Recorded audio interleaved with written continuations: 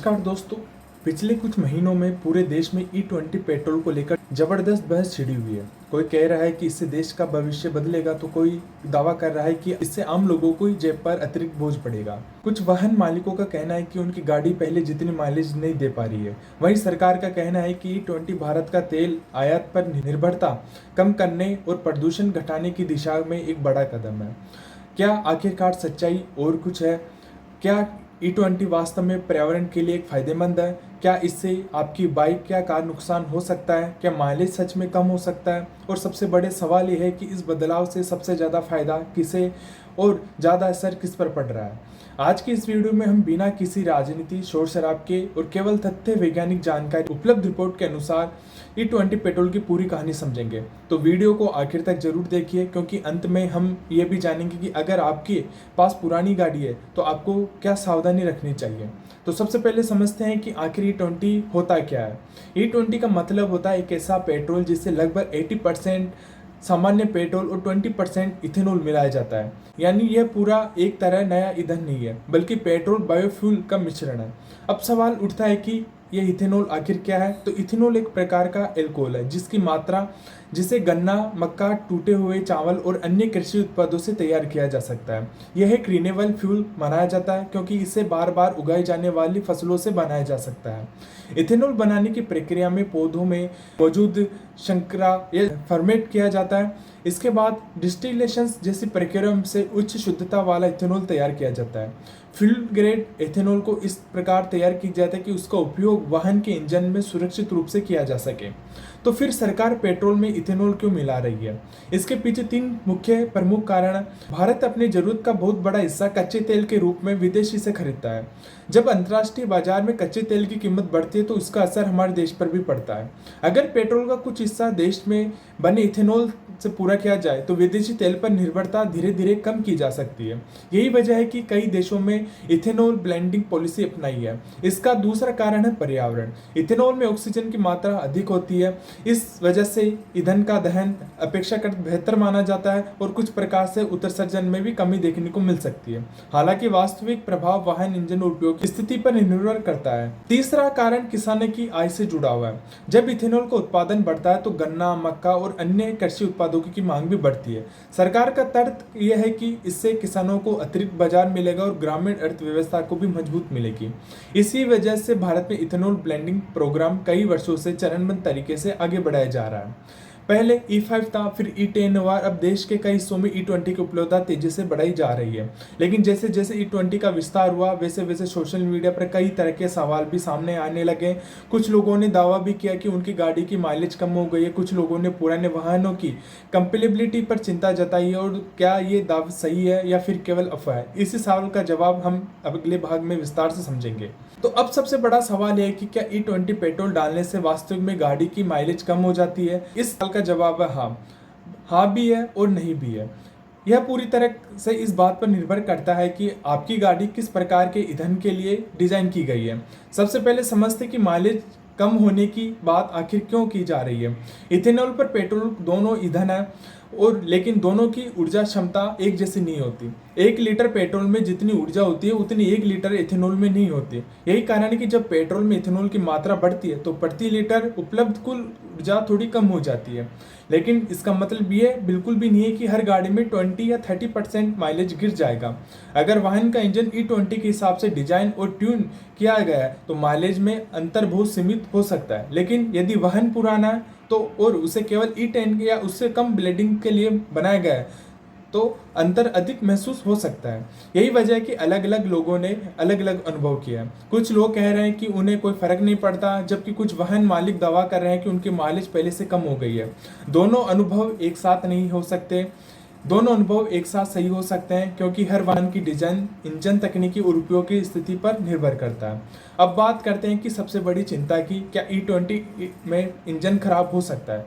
हाँ भी जवाब पूरी तरह वाहन की कंपैटिबिलिटी पर निर्भर करता है। अगर निर्माता ने अपनी गाड़ी E20 कंपैटिबिलिटी की घोषित किया है तो सामान्य परिस्थितियों में किसी अतिरिक्त नुकसान की उम्मीद नहीं की जा सकती। लेकिन यदि वाहन बहुत पुराना है तो कुछ सावधानी जरूर जो हमें बरतनी चाहिए। इथेनॉल की एक विशेषता यह भी है कि वातावरण से नमी को अपनी ओर आकर्षित कर सकता है। अगर वाहन लंबे समय तक बिना चलाए खड़ा है और उसे टैंक में E20 ईंधन मौजूद हो तो नमी जमा होने की संभावना भी बढ़ सकती है। हालांकि इसका असर हर वाहन पर समान नहीं होता। यह मुख्य रूप से वाहन की उम्र, फ्यूल सिस्टम और रखरखाव पर निर्भर करता है। इसी वजह से ऑटोमोबाइल कंपनियों ने धीरे धीरे अपने नए मॉडल्स में ऐसे मटेरियल का उपयोग शुरू किया जो E20 ईंधन के साथ बेहतर काम कर सके। अगर आपकी कार या बाइक 2023 के बाद बनी है तो संभावना अधिक है कि E20 के लिए तैयार हो गई है। लेकिन यदि वाहन इससे पहले का है तो एक बार अपनी कंपनी की वेबसाइट और ओनर मैनुअल या अधिक जो अपना सर्विस सेंटर है वहाँ पे जानकारी लेना बेहतर रहेगा। सिर्फ सोशल मीडिया की बातों पर भरोसा करना वो भी सही तरीका नहीं है। अब एक और सवाल ये है कि क्या सरकार ने लोगों को पर्याप्त समय दिया है? इस पर अलग अलग राय है। कुछ विशेषज्ञ मानते हैं कि भारत ने एथेनॉल ब्लेंडिंग का लक्ष्य अपेक्षा तेजी से हासिल किया है, जबकि कुछ का कहना है कि वाहन बेड़े का बड़ा हिस्सा पूरी तरह से E20 कंप्लीटी पर निर्भर कर रहा है। यही कारण है कि संक्रमण के इस दौरान में लोगों के बीच में भ्रम भी देखने को मिल रहा है। सरकार का कहना है कि ये बदलाव देश की ऊर्जा भविष्य के लिए जरूरी है।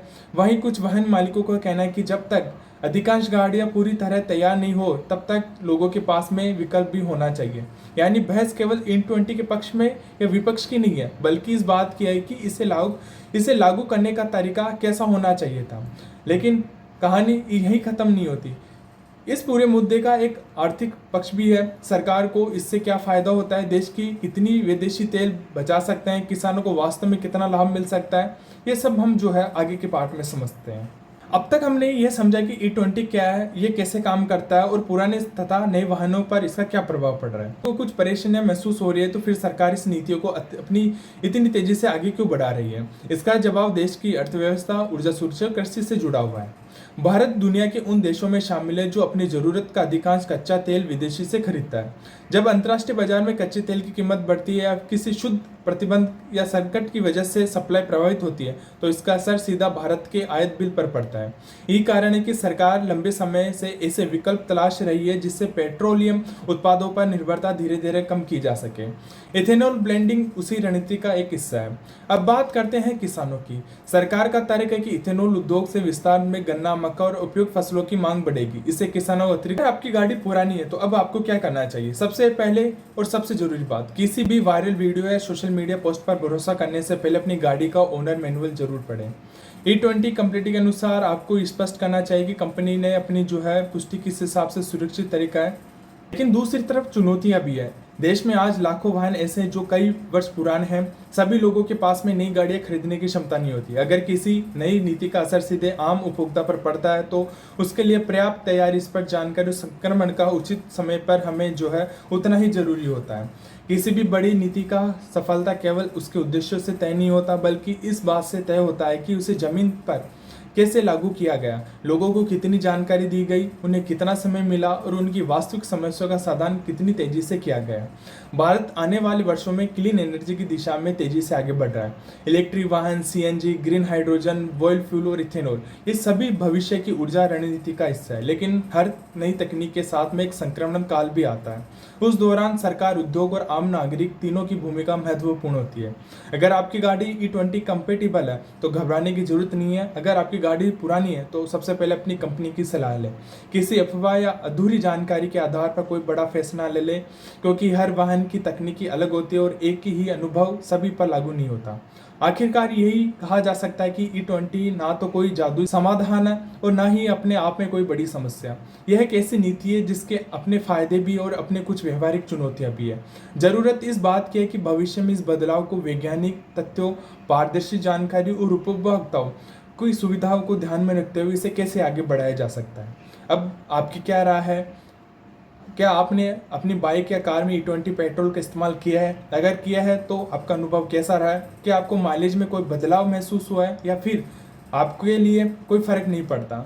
आपका अनुभव अपने कमेंट बॉक्स में जरूर लिखिए। आपका अनुभव दूसरों लोगों के लिए उपयोगी हो सकता है। अगर आपको वीडियो जानकारी लगी है तो अपने दोस्तों के और अपने परिवार के साथ शेयर जरूर